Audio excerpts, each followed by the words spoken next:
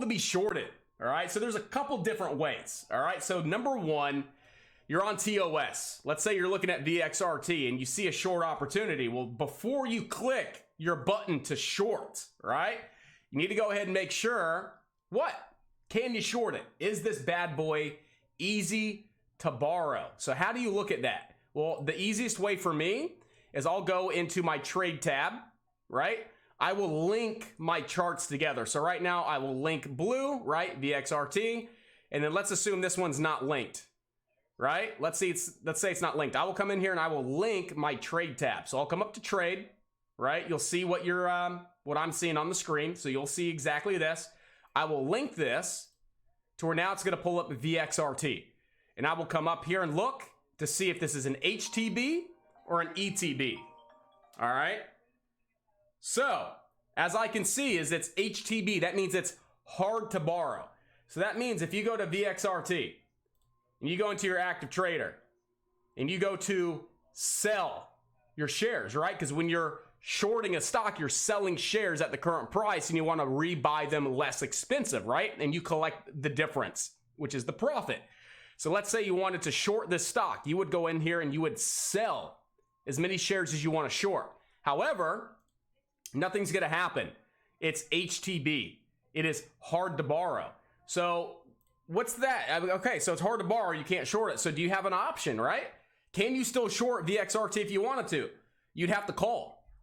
You'd have to call TD Ameritrade and you would have to do what's called a locate, right? So you'd have to locate shares of VXRT. Now let me back up a second as well. Let me back up and clarify one thing. You have to have a margin account to short stocks. You cannot short stocks on a cash account, okay? So just to clarify, if you have a cash account, you cannot short. Regardless of how easy it is to borrow, you will not be able to enter a short position on a cash account. You actually have to have a margin account. So assuming you got a margin account, assuming you want to short VXRT, and now you see VXRT is hard to borrow, right?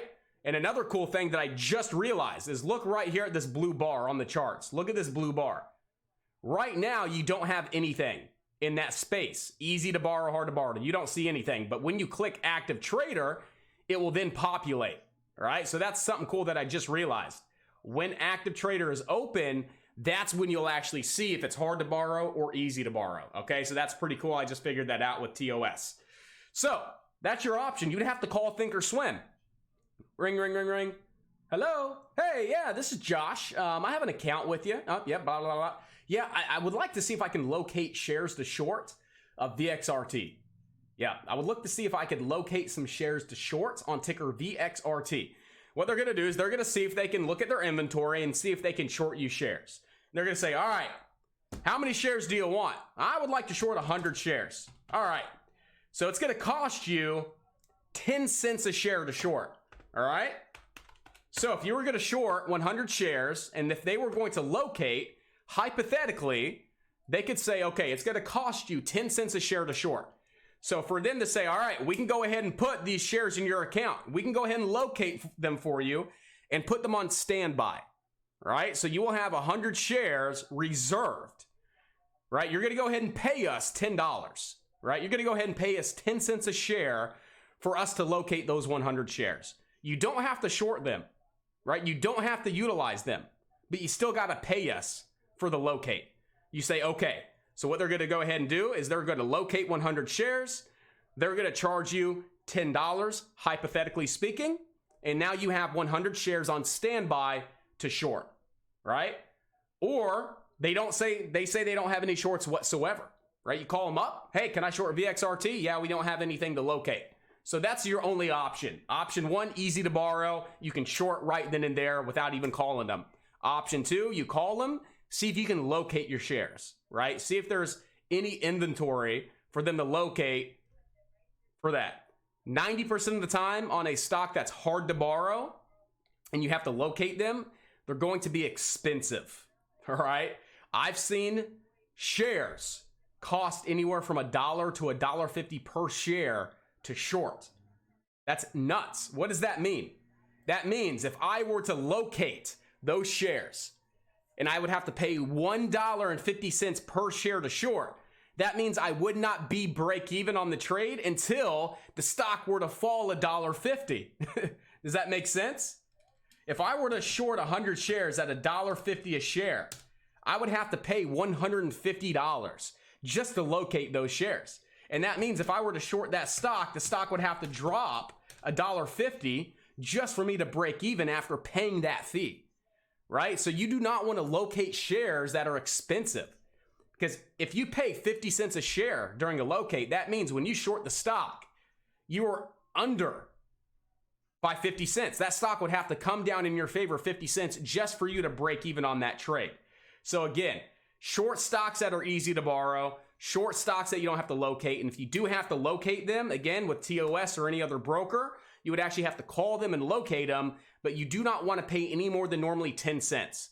10 to 15 cents a share is the sweet spot. Anything over that, it's not really worth it to locate those shares. Make sense, guys? So really, that's how you do it with TOS. All right. Let's go ahead and switch the topic up a little bit. All right, let's go ahead and switch this up a little bit. Yes, it is different on Lightspeed. So on Lightspeed, the reason I chose Lightspeed is they have an abundance of shorts available. They have a big inventory of stock that they own, to where they have a lot of shorts just readily available for their users. So that's what I like about Lightspeed.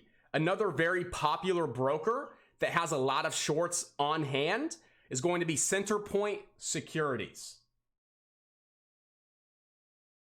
All right, let me go ahead and pull that up. So you have two broker options, all right? You got Lightspeed, you guys know who I use. If you guys want to use Lightspeed, all you have to do is jump over to alphadaytrading.com. Right here, you can actually join Lightspeed with our referral code ALPHA, right? So when you go here, go to try, open an account, try a demo, whatever the case is. Demos are 15 minutes delayed. But again, you use code ALPHA, you'll get some extra incentives for signing up with our partnership code. All right, then option 2 is going to be Centerpoint Securities. All right, these are the top 2 brokers for active day traders. Centerpoint Securities, Lightspeed, top 2 brokers for highly active day traders that want to be able to short a lot of stocks as well. So again, Centerpoint's really, really good for shorting. Lightspeed is very, very good for shorting as well. Anytime that I want to short a stock that is not easy to short, I have to locate those shares. So I have to do just what anybody else has to do in the market. I got to call my broker. I got to email my broker. I got to send my broker a message, right? And I can say, hey, can I short these shares? How much? So same concept, no matter what. The only difference between TOS and Lightspeed is the fact that 90% of the stocks in the market I can short with Lightspeed. 90% of the stocks trading in the market I am able to short. 90% of the stocks on TOS you cannot short, right? So worlds of difference. TOS was not really built for active day traders. TOS was not intended for day traders and a lot of shorting, right? TOS is really intended for, just investing, trading, right? It's not the best platform in the world for day trading. Now, it's a great platform for charting, but their order execution is really not the greatest. Again, that's why I went from TOS over to Lightspeed, because again, Lightspeed was built from the ground up for day traders. Centerpoint Security, built from the ground up for day traders. TOS was not built from the ground up for day traders. They're trying to accommodate day traders, but again, it's not built from the ground up. It's not going to be as good as some of these premium preferred brokers such as Lightspeed and Centerpoint Securities. So again, that's really what you got to look for over on TOS to short. Number 1, margin account. Number 2, easy to borrow. You guys know how to find that easy to borrow. If it's not easy to borrow, you actually have to request those shares from your broker. All right, that means you got to send them a message, you got to call them, and they actually have to locate those shares for you. And again, rule of thumb, any more than, I would say, 10 to 15 cents, right? If it's normally more than 15 cents, I won't even bother shorting the stock, right? I find that to be a little expensive, because if I locate 1,000 shares, guys, if I locate 1,000 shares at 20 cents, It's going to cost me 200 bucks. Doesn't make a lot of sense for me to locate something that's going to cost me that much money. Does it? Not really. Okay. So again, that's how you short with Lightspeed. That's how you short with ThinkSwim. Every broker is going to be completely different. But as far as ThinkSwim, all you have to do is see, is it hard to borrow or is it easy to borrow? And if it's easy to borrow, again, all you do is you come in, you put in your quantity of shares that you want, you simply sell those shares. You can sell via market, you can sell to the bid, you can sell via ask. It doesn't matter. You want to create a sell order, right? So you're going to sell these 100 shares to the market. You want the stock's price to come down. You want to rebuy them, right? You want to cover your position. You want to rebuy those shares at a lower price. You get to collect the difference, right? So on 1,000 shares short, the stock comes down 10 cents and I rebuy them. I just made 10 cents per share. I made $100, right? Covering my shares 10 cents lower than what I sold them to the market for. All right, so that's how you get a short, guys.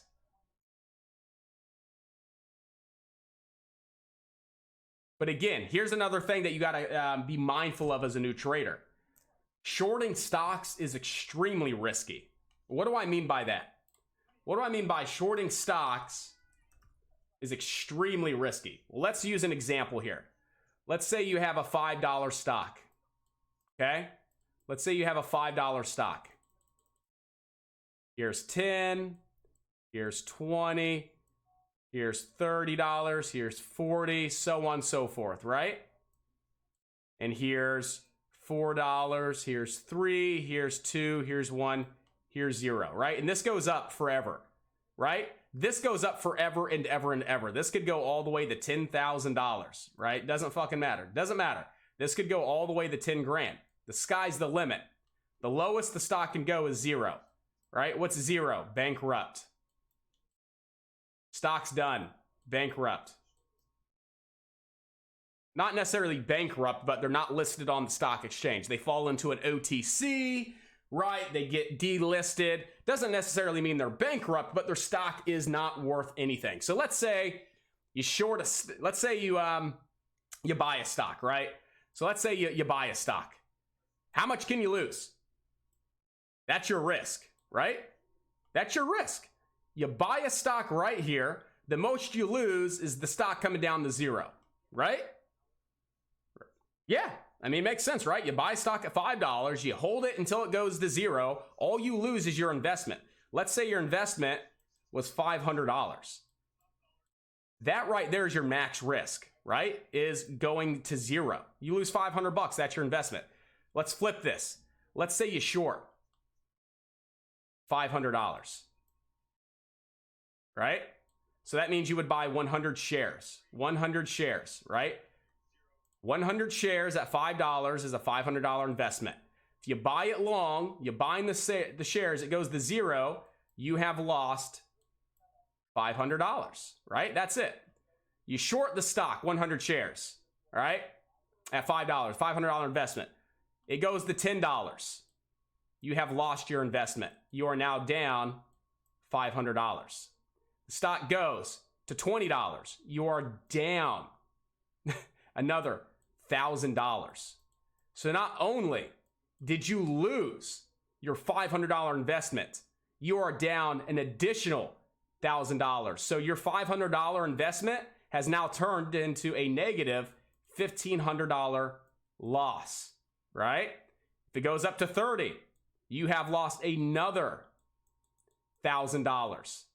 So you see what I mean? If you buy a stock, if you buy 100 shares at $5, right? The most you can lose is $500. If you short a stock, if you short 100 shares at $5, the sky's the limit on how much you can lose. You can lose your full investment. It could squeeze past that. You could lose more and more. And if that continues to happen and you are down, down, down, down, down, you could get something called a margin call. Margin call. All right? So what's a margin call? It's bad. You guys don't want margin calls. Margin call. Let's go ahead and look up the exact definition of a margin call. A margin call occurs when the value of an investor's margin account falls below the broker's required amount. All right, so a margin call occurs when the value of your account falls below the broker's required amount. Every broker's different. Some will have a 25% maintenance margin, right? Margin maintenance. Some will have 50%. So you got to look into your broker, all right? You got to look into your broker. So that means if you have a $10,000 account, and ThinkSwim has a 25% maintenance, that means you have to maintain at least $2,500 in your account, right? So let's put this back into perspective. So let's go back to our paint tool. Let's use that same example of buying at $5, right? You're shorting 100 shares. No, actually, let's do a different example.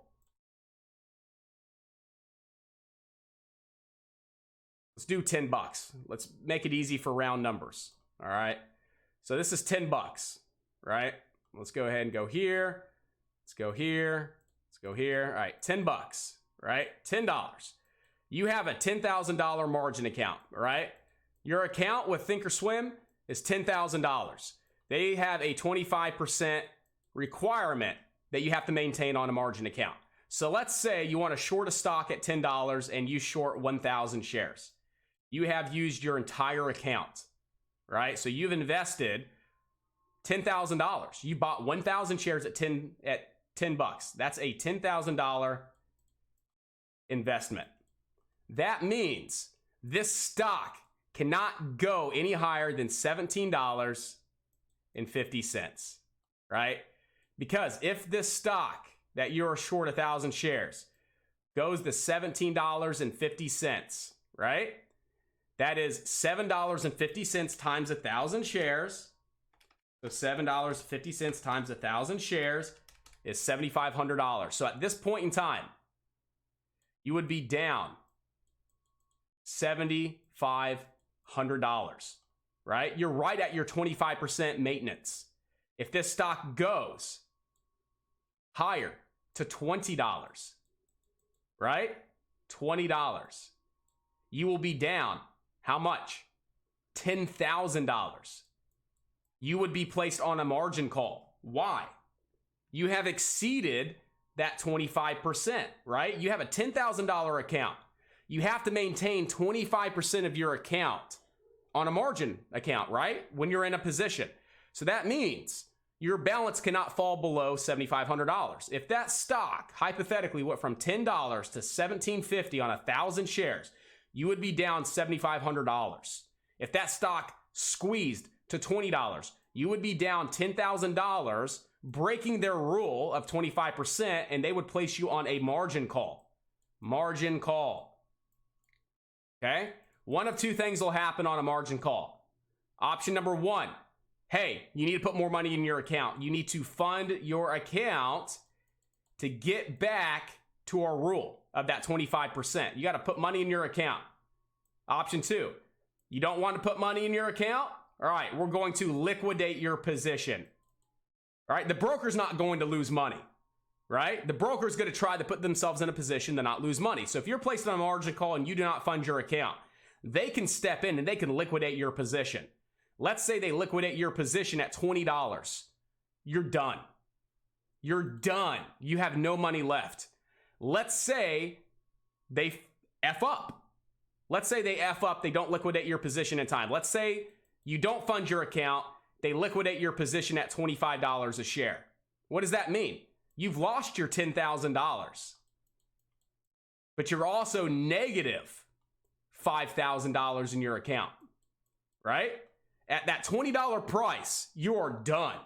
But let's say you don't fund your account, you're on a margin call, they liquidate your position at $25 a share. That means not only did you lose your entire account, you are now in debt to your broker for $5,000.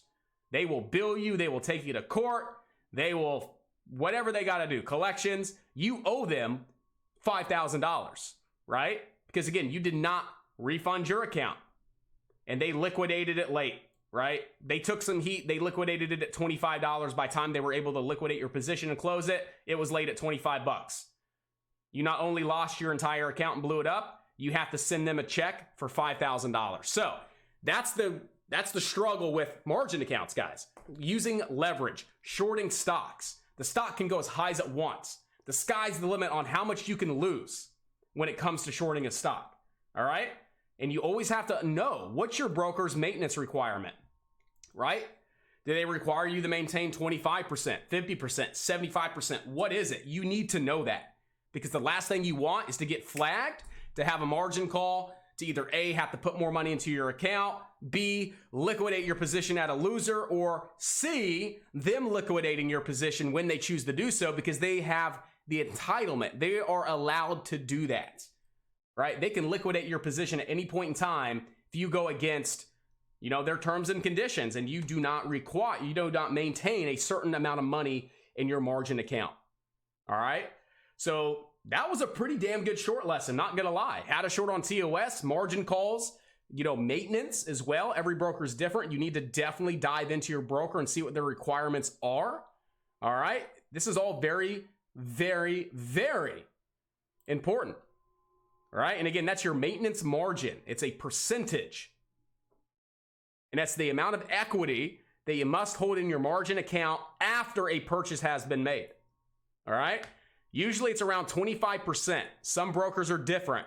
Some can be 30, 40, 50. Some can be 10%. Okay. But rule of thumb is 25% is what you have to maintain in your account after a purchase has been made. And literally just go to Google and type in short stocks horror stories. And you can read some articles on, you know, how people's short position got crushed and now they owe E-Trade $100,000. Joe Campbell claims he went to bed Wednesday evening with $37,000 in his trading account at E-Trade. One notable development on the pharma front ladder, and Campbell woke up to a debt of $106,000, right? He shorted a stock overnight. The stock gapped up. He was placed on a margin call. They liquidated his account, right? They closed the position. They stopped it. He now owes them $106,000, and his account value was $3,700. Guys, you do not want to be placed in a position to where you have a $37,000 account. You short a stock overnight, it gaps up, and you are screwed. You never, ever, ever, I'm sorry, you never, ever, ever, ever, ever short a stock overnight. Don't do it. There's too many unforeseen variables in the stock market. Who knows when a press release is going to be dropped? You don't know. You don't have deep pockets. I don't have deep pockets. We don't have billions of dollars to where we can take hits like this. So we will never, ever, ever short a stock overnight. If you guys want to short a stock overnight, buy an option, right? Buy a put. Buy a put. When you buy a put, you're shorting the stock. When you buy a put, you want the stock's price to come down. Here's the really cool thing about options and puts. If I buy this put right now for $100 and the stock squeezes to $1,000, how much do I lose? I lose my investment. I lose that $100. I don't lose more. I don't lose less. The most I can lose on an option is what I paid for it. So if you buy a call, the most you can lose is what your investment was. If you buy a put, the most you can lose is what you paid for it. So if you want to short a stock overnight and you want to swing trade a short position, buy an option, right? Buy an option that is going to give you what you want. Shorting that stock, getting paid as the price comes down. But it's going to give you the protection of the most I can lose is my maximum investment.